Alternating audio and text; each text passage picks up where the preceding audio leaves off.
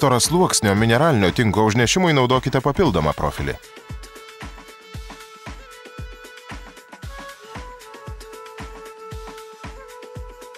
Išmatuokite tinko storį, jis turi būti nuo 10 iki 15 mm. Apdailinis mineralinis tinkas paprastai yra uždedamas įrenginiu.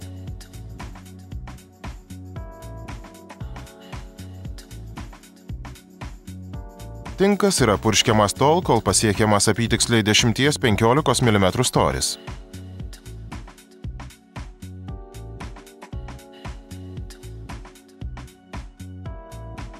Tinkuojant storasluoksnį mineralinį tinką rankiniu būdu sumaišykite miltelius kibire ar maišyklėje su švariu vandeniu, kol jis taps tolygus ir be gumuliukų. Uždėkite sluoksnį mentele rankiniu būdu arba užpurškite tam tikrų įrenginių. Tinko sluoksnis turi būti mažiausiai 13 mm.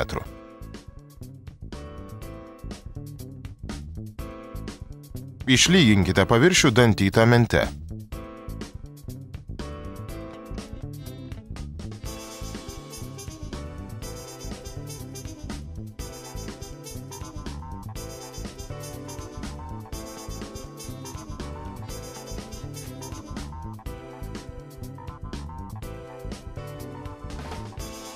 Suspauskite tinką plačia mente.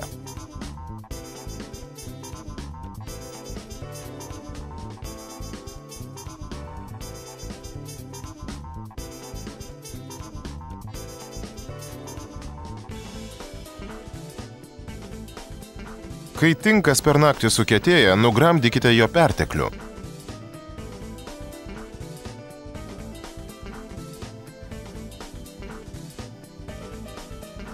Tolygų ir vienodą paviršių išgausite kryžminiais įstrižais judesiais.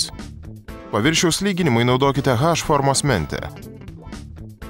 Išlyginus kampus, darbas baigtas.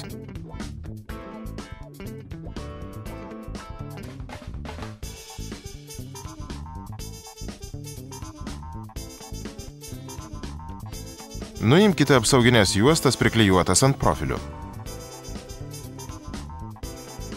Nuimkite apsauginę plėvelę ir laminuotą profilio dalį. Darbas baigtas.